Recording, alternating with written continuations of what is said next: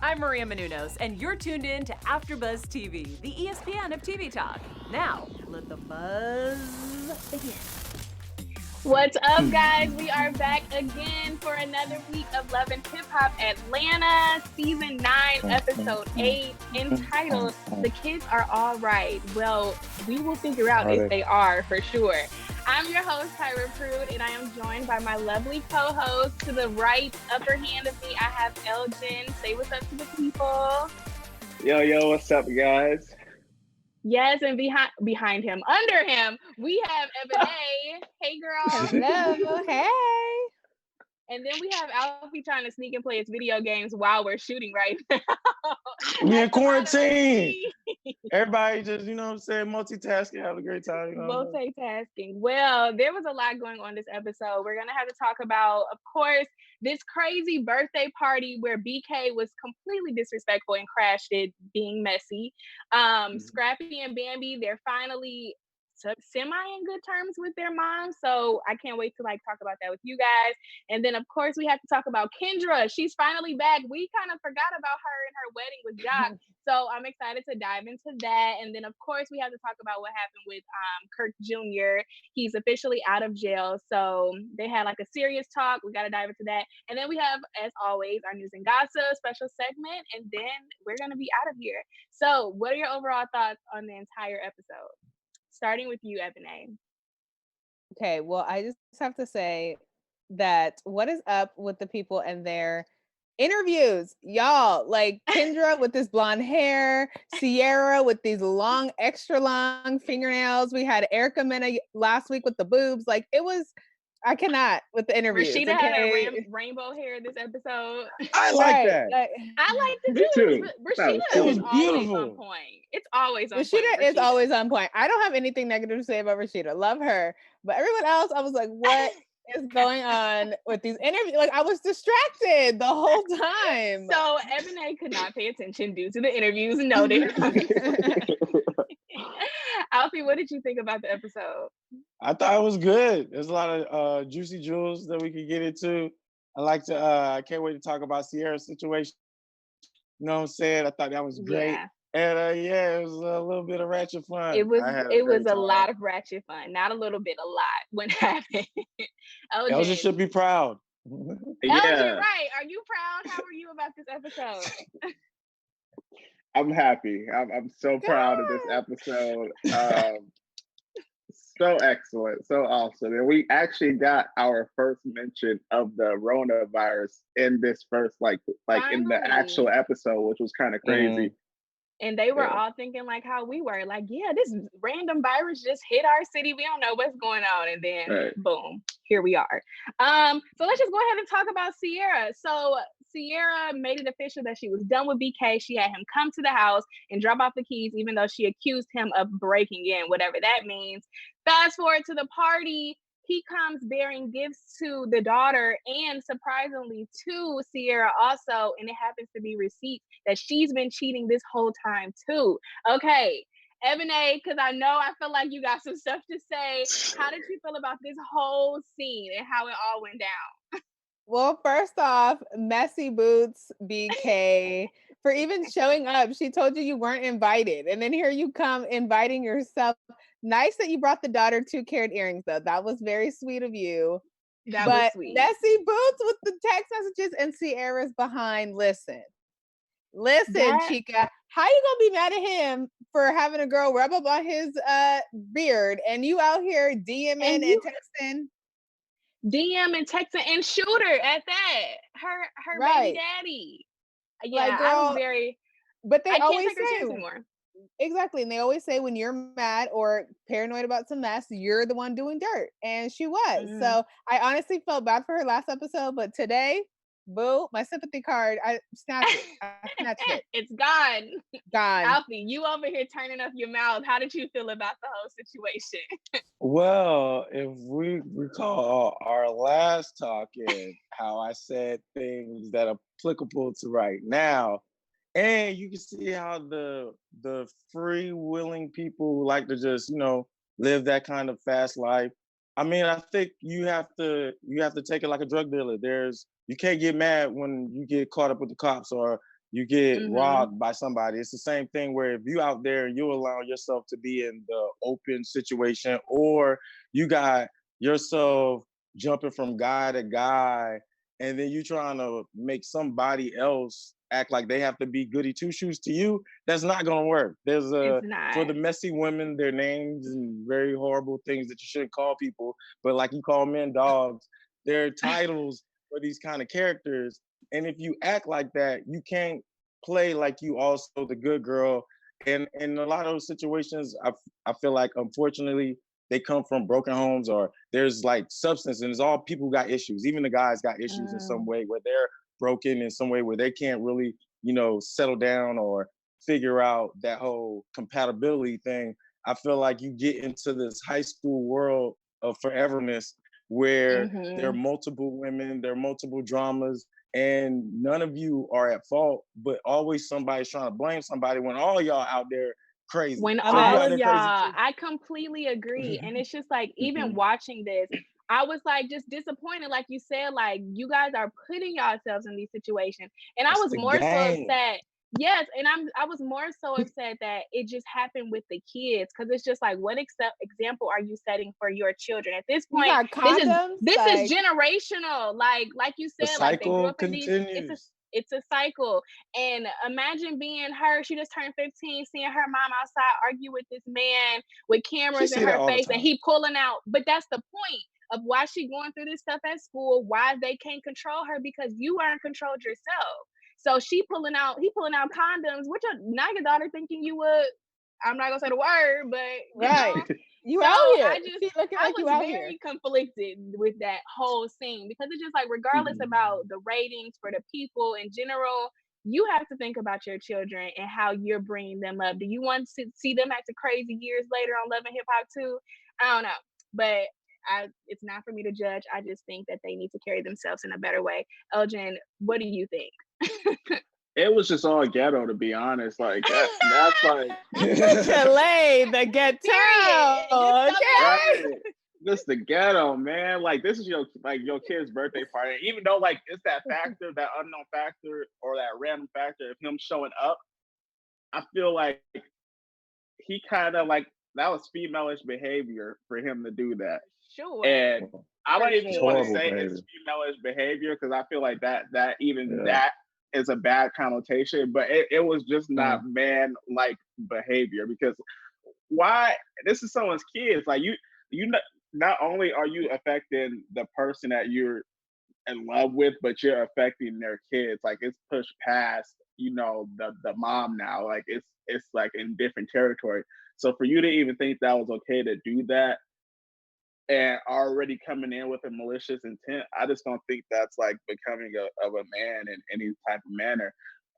In terms of Sierra, like cheating, like all that revenge cheating stuff, like it's just no point in doing that. Like, why even be together if you're already gonna think of like cheating with other people? So that kind of makes me believe, well, were you cheating in your other relationships too? If this is like the same behavior that you did in this one, it just kind of begs the question. But I've come to terms that I don't want no Love and Hip Hop relationship, because it seems like it's just a dud. Like, no, it's a dud. Everyone loses. Everyone loses in the whole situation. But I just am dying laughing, because I was texting Tyra and I was like, why did this girl get a car? She's 15. Okay, like, yeah. No, I wanted to talk about that. Thank you for bringing that up. First of all, does she even? I get it. It was a traumatic experience what happened at the school, but she had full parts in why she was fighting at school. Did she deserve this extravagant birthday? First of all, who has a sweet 15? It's sweet 16. You get a car, you get earrings. Like, why is she being rewarded? I understand we're getting our minds off of it, but I personally think that she should have been sitting at home for her birthday, have a candlelit dinner, and go on. But I think that goes into the whole lifestyle of that lavish, I want to be gotta be on top notch.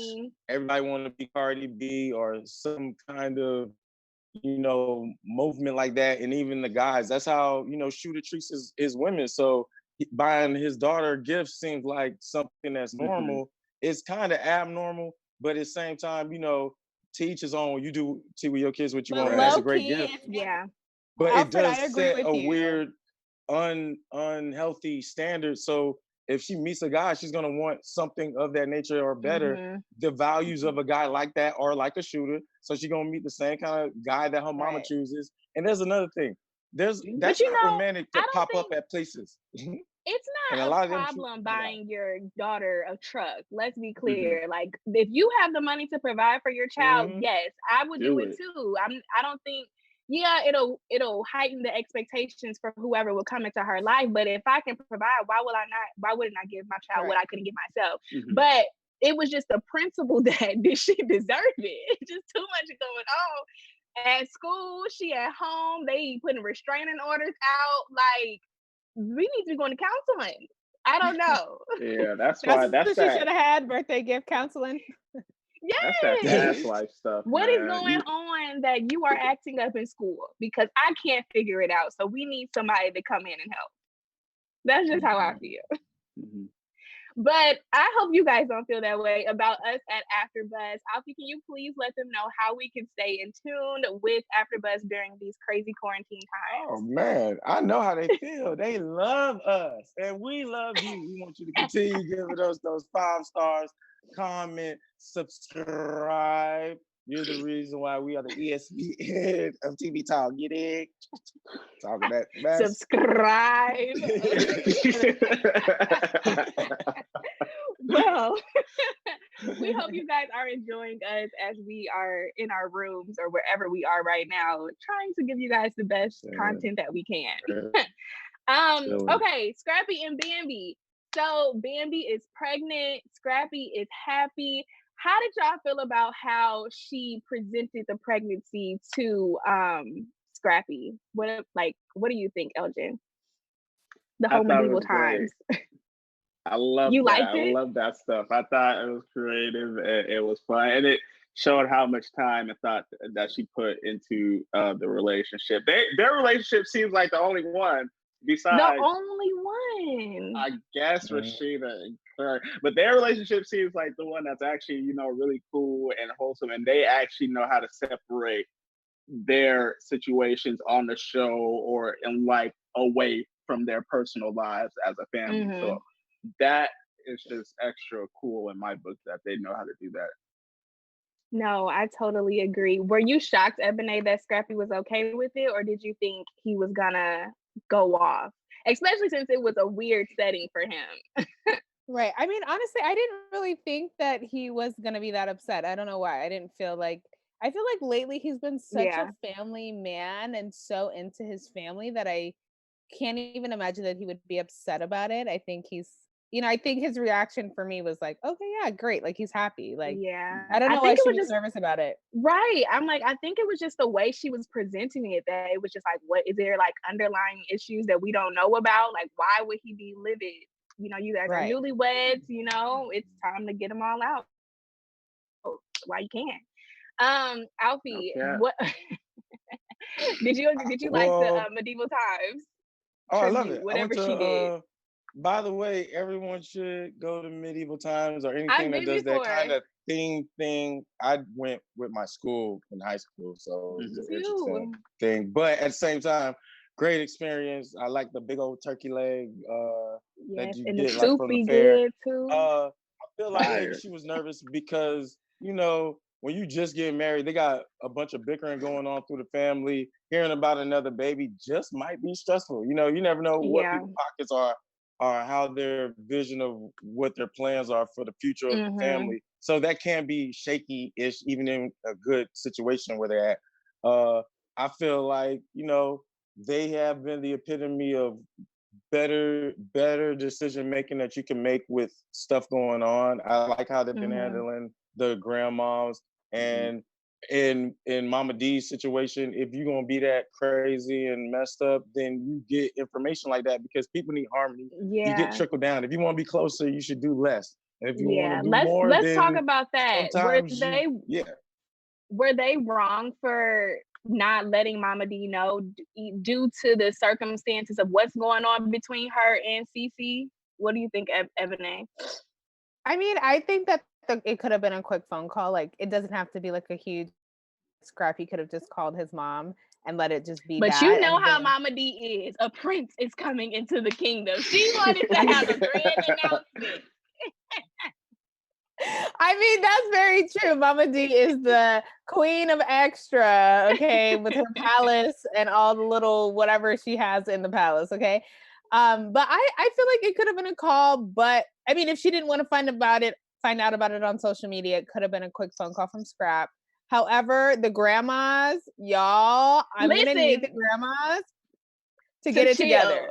Because Elgin, Voodoo I know you dolls, acted a fool when pet you saw that cemeteries. voodoo doll. Yeah, I was like, we don't do that around here. We don't do that voodoo stuff. Nah. She said, "Yeah, you from New Orleans," and she was like, "Yep, you feel it?" I said, "Okay." I was like, hold That up. was What hilarious. did I shut up? Look, we rebuke that right We now. rebuke that. I am so weak. But I mean, in the end, they ended up coming together. Alfred, you just touched on how like you like how Bambi and Scrappy are, you know, handling themselves with their mom. So how did you feel, I guess, seeing them finally come together? Even though Mama D still says she's on fire or some analogy she gave. I don't know. She gives so many. But yeah, just seeing that potential growth and just watching how I liked how they separated them in the rooms and just had like serious conversations. Like they're really trying. Yeah. And for me, I feel like Ebone was right that, you know, you don't have to necessarily exclude people depending on how serious or how important it is to your family. I think that's the option. If you're not going to, you know, put hands on nobody, and the grandmas are starting to get like violent and starting to do too much to where it could really be traumatizing. Because if the kids see that, maybe they'll start treating their siblings like that, and it becomes like that's bad behavior to have around. So a power move is, you know, saying, yeah, we're gonna tell you, you're gonna know, of course you're gonna know about the child, but you won't be at the special event because you're tripping. If you want to stop tripping, we could be closer and we could do things together. Things could be the grandiose way that you like it. But at the same time, you know, it's just, you know, fortunately my parents get along and all that, so I don't have to worry about that. But for that, I would go with those kind of options, the non-violent Malcolm X way, Martin Luther King way. MLK, I'm about to say. Yeah, I was like, I'm still militant. I'm sorry, my hair be on that for life, but you know, with my family, it's very MLK.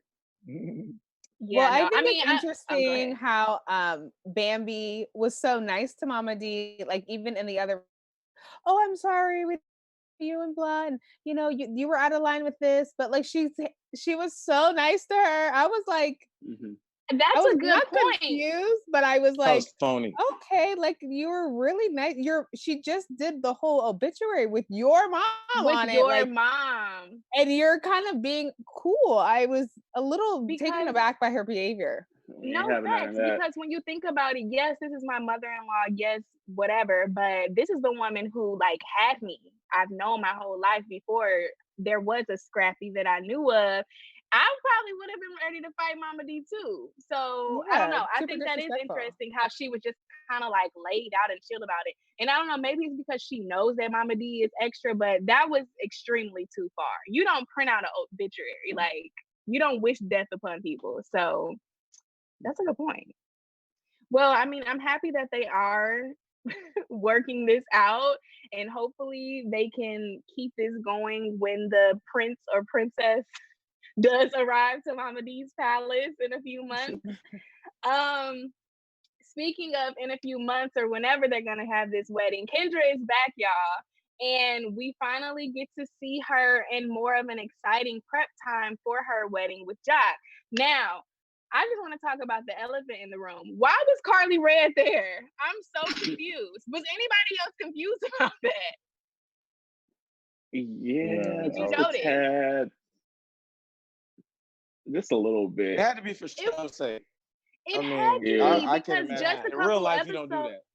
Right, because in just a couple episodes before, we saw Jock flirting with Carly, and then it's just the principle that they have this history. So I just did not understand why she was in such an intimate setting like that. But Carly was there, and the whole gang was there. They had this whole spa day. They went to the drag race. They then got up and played young Jock, and everybody is turned except the mamas. Why did they invite the moms, Ebone? Please. Hey, that was a move. Let's talk about that. Elgin, listen. First of all, Young Jock's mom was with the mess. Okay, For she sure. was with it. But hold on, wait, pause. Before we talk about that, let's talk about how his mama was talking shit about Carly, talking about I don't like her. I'm like, how the mamas coming into the spot they haven't been? But you can go on. I'm sorry. No, she was ready for it. Listen, I'm surprised she didn't say anything. That would have been some tea. Like, she should have went up to Carly and said some mess. No, first of all, poor Kendra's mom. Somebody needed to escort her out immediately. She looked so uncomfortable. She looked She's like the mother of the church. Why was she there? Why was she there?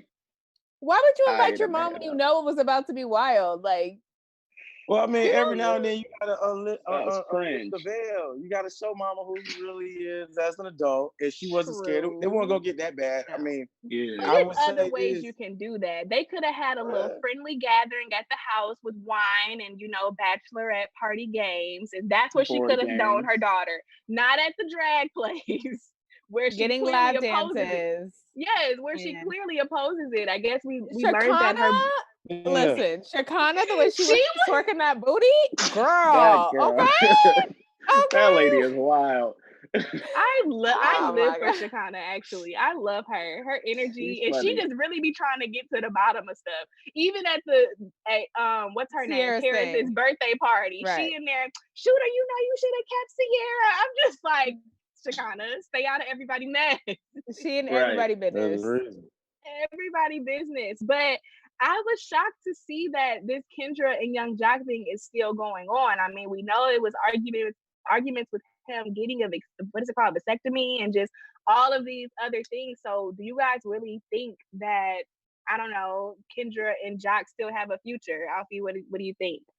Oh yeah, most definitely. I mean, it's a little ghetto. It's a little in and out of the box. I mean, he's been artist that's been a wild boy for a very long time. So I feel like when you've been that for so many years, the person who's closest to you kind of knows you enough to know the boundaries that they have. I imagine there'll still be all kinds of craziness, but I think it's within the hue that he won't step too much out of the dog box and stay where he needs to be. But he is one of those ones who, I guess some people that keeps them fresh, that kind of energy. You know what I'm saying? They live off of that. So he's probably like the old man who talk about, boy, that girl's so fine. Boy, you still married. I know, I'm just saying. But in all seriousness, who would have thought that this would be Young Jock? I mean, I was in I don't know what grade I was in the house doing a little... when 106 and Park was on. I never would have thought that Young Jock would be this person these days. I'll stay together or not. How no? I really hope so. They always say that opposites attract, even though I feel like, stay away from all that. But I feel like they complement each other very well, because he does seem like that person, like I said before. Yeah, because she's like that person that is organized. She has a tight leash on things, and he's that person that sometimes does kind of goes with the flow. So maybe that would be good on both of them in the right circumstances, and hopefully he has changed a little bit. But if he not, then he's just, continuing that fact that these dudes ain't ish. Yeah. I mean, I guess in a business sense, they are good together. I mean, we saw a couple episodes back where he, held the sexual, not the sexual assault, what was it? The sex trafficking panel, and she was there kind of like giving her spiel. So maybe that's what it is. They both have that business mentality of just like educating and just, I guess, expanding in other areas outside of TV. Ebone, are you rolling your eyes? No, I'm just saying, I agree.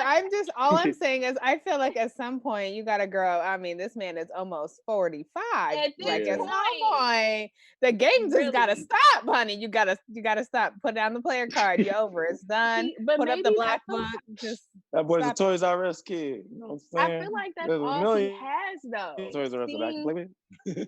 I don't know. Seeing that he ain't really putting out music, and I don't know Mm-hmm. if people really gonna be checking for new Young Jock music. So unless he do something for TikTok. Oh, So I mean, he had the little Meet Me in the Trap, you know, so I could do a little we fine. We okay with with it. not doing that. Right. I think But done. I'm crying. But let's talk quickly about Kirk and Rasheeda. So Kirk Jr. is bailed out of jail now.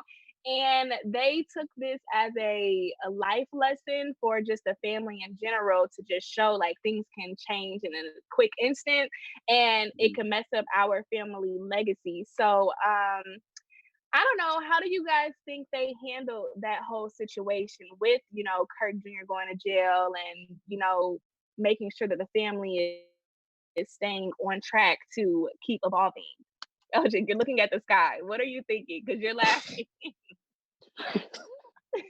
I just, I'm sorry, because this is a serious topic, and I felt like the way that that situation was curated, it just wasn't. It didn't seem as compelling as it should have been. Like it kind of felt like it was one of those things. Like, yeah, we'll talk about it, but you know, I really, you know, it's like it seemed like a flower moment. I feel like conversations like that, because let's be honest, you're not coming on Love and Hip Hop for that. You're just not. And it's gonna come off when you do scenes like that as it's just not gonna be as compelling as it should be when you should be spending more amount of time on situations like that, which is why it kind of comes off as eh. So I feel like conversations like that, it needs to be curated off camera. Like you need to have those serious conversations, and maybe they are having those serious conversations off camera. But I feel like stuff like that needs to be talked about in a space where they're like where people are actually serious about this, and it goes on for a little bit longer. You know, which is why we have television shows that are specifically for that, because it tells that journey, it tells that story over a long course of time, and it's specifically for that, and people are able to gather information, know that these, you know, type of topics are important. So I didn't really get any like vibe from that scene. Like I felt like it was just like a loose type of It was talk. just like a throw it in there. We got to let them know what's going on, and Yeah, how like they try to sometimes sprinkle in like real world issues to just, I don't know, be a voice to the community. Do you think, I don't know, do but you I think they appreciate it. yeah, okay, so did he get cleared? Like, can somebody help me understand what happened? Like, I don't know, I'm still kind of confused on that part. He's I think he's still going to trial for it. I think that's what that it might be a year from now. Like when you go to jail and you bail yourself out, they still got to set a court date, and that's usually when people can't afford bail. They be sitting in jail until their court date, and then they figure out, you know, if they got to go to prison or how much time they got to serve, or if it's probation or whatever. It could be something that they get out that day, but at the same time, your court date is never the day that you go in. So in his situation, they bailed him out. I think it could have been shot better in the sense of in divulging how important that situation was and how serious it was. I think they just makeshift did it, like going to the restaurant and just being in that little corner, not sitting down, eating food, making it a thing, made it seem like more at like chopped and home in an screwed. intimate setting or Yeah, something. like something, or at least around more family members, so they can voice how they get affected by what goes on with anybody who goes to jail for anything, and especially with something that got to do with guns. So I felt like topic wise, it's good to have your family there to pick you up, to bail you out, to be there for you. That's important. Not everybody has that, and it definitely don't come with a nice car pick you up and y'all dapping it up and then just, you know what I'm saying, make it seem like it's that easy. Usually life is a lot harder than that. So that the severity of that could have been done better, and I agree with Elgin on that. Okay. Yeah. I mean, I definitely feel my problem with the scene was the conclusion that they came to was that like this could have a damaging effect on like our businesses and our family legacy. And I kind of was like, like that just left like a bad taste in my mouth, because I was like, the real issue here is that they trumped up the charges, right? That like Black men get an injustice in the system. And like if that was your point, then you're worried about a family legacy. At the end of the day, Rasheeda, if Kurt hasn't already effed that up for you already, then it's like come on, no you're one concerned can. about. Ebone does not No hold one back. can, lady. Oh, What do you mean? she don't hold no punches. Okay. You know who you're married to. I'm just being honest. You put it on TV and I'm just being honest. So you're You can't concerned stand about on a your chicken son leg. getting arrested and you have your man cheating on you twice and having a baby outside your marriage, girl, bye. Okay? Like that is not what you should be concerned about in this situation. What we should have been talking about was the fact that there was an injustice in the system. That's what I wanted to hear, not the fact that this is going to tarnish your name because it's already done. If it's not done at this point, like there's nothing else that can happen to the Frost name. She's the comeback kid. What do you mean? Ebony, right now. you won. Okay, we don't even have to talk about this. You won. You won. I know who's the most turned up on this episode. Right. Focus on other things than that. Thank you, I'm Ebony, for your time and opinion. But overall, y'all, I think it was a pretty good episode. It's crazy to me that next week is the season finale, but you know, it seems like it's gonna be a whole lot of juice, a lot of fighting. My girl light skin Keisha back, so I know Tyra's excited about that one. Yes, so we need to get her on the show. Light skin Keisha, check your DMs after this. Yes. But let's go ahead and get into some news and gossip. What do you have for us, Elgin? Let me make sure we got the news segment going on.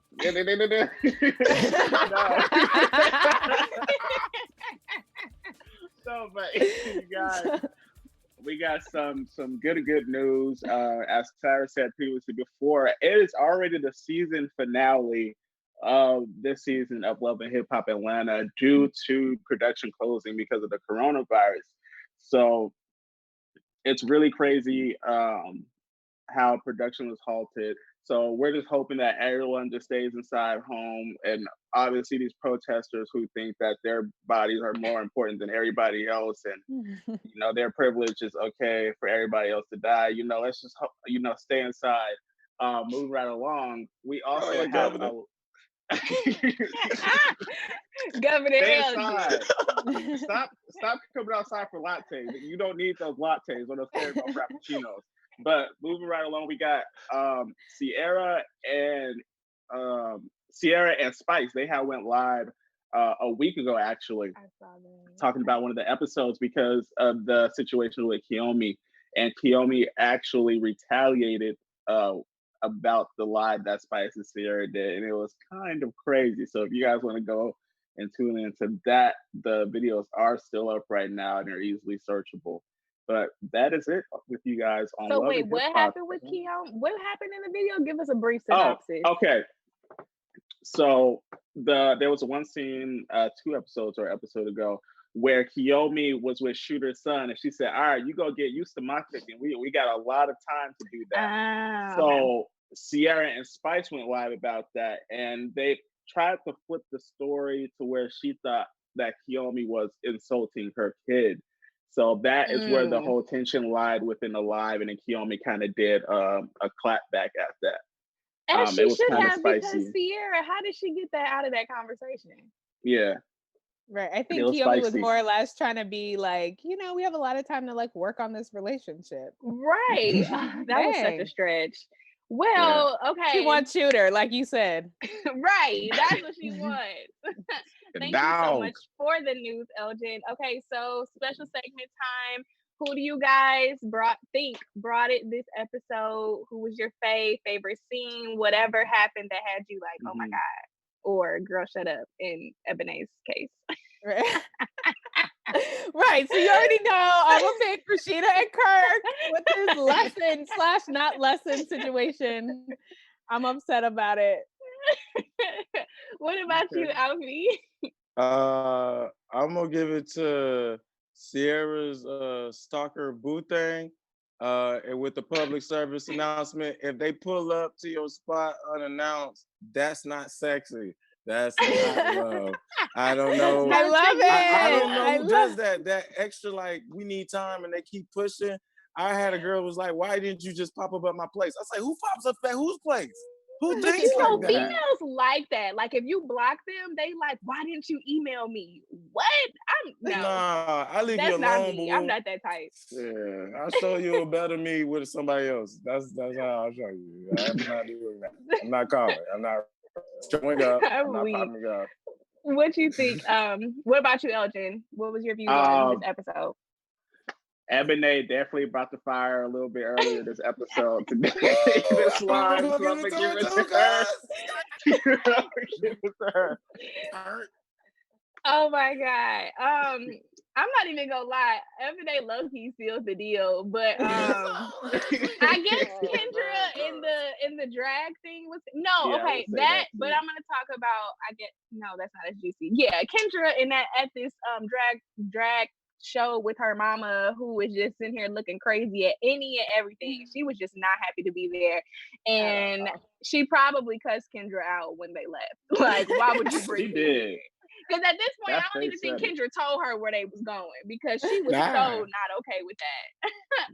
But guys, that's all I have. Do y'all want to do some quick predictions of how the season's gonna end, or what's up after what we saw today? And now I'm all about AfterBuzz TV predictions. Yes. I'm what all would you about. say, Alfie? I can't wait to see how everybody in the show just do be moving in the streets. Cool. Okay, he the big fish. Cool. So Alfie, you what are your predictions? Oh, he's gonna get caught up. Yeah, that's Akbar beating him up right now. But my prediction for it is that it's about to get cracking. This is the last, season finale, unfortunately. So I feel like, it's no bar holds, whatever you say. There's gonna be a lot of fighting, I think, especially with the trailer that we saw also. So. Yeah, I agree. What about you, Ebone? Yeah, I think it's going to be interesting since this season seems to be a little shorter than normal. I wonder how they're going to end it and even come back for next season, since it was a little expected. So I'm kind of like, okay, I can't see how it ends. Yeah, I just want to see, I guess, we saying what we want to see, not predictions, but I'm just trying to figure out why Akbar, whatever her name is fighting. Like, what happens is that you, at this point, everybody just needs their little storyline before the virus tap in. So I guess my prediction tapped in. My prediction is light-skinned Keisha she was the one fighting Akbar. I don't know if they showed it or not, but yeah. But yeah, guys, this is a good episode. Where can we find everyone on social media? Starting with you, Elgin. You guys can find me on Instagram and Twitter at Elgin_ball. Yes, and what about you, Ebone? Yes, and you can find me on Instagram and on Twitter at Ebone Chatman 12. Last but not least, Alfie. Check out on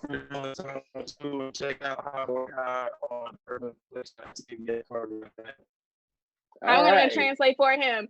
Alfred Nolan Thomas 2, I believe, on Instagram, and he has a new movie that he did the choreography for called Howard High that he wants you guys to check out. Of course, you can find me on all social media platforms at Tyraprudeofficial, and stay tuned because we'll be back next week to cover the season finale. So stay home, stay safe, and we'll see you next week. Bye. Our founder, Keven Undergaro, and me, Maria Menounos, would like to thank you for tuning in to AfterBuzz TV. Remember, we're not just the first, we're the biggest in the world, and we're the only destination for all your favorite TV shows. Whatever you crave, we've got it. So go to AfterBuzzTV.com and check out our lineup. Buzz you later. The views expressed herein are those of the hosts only and do not necessarily reflect the views of AfterBuzz TV or its owners or principals.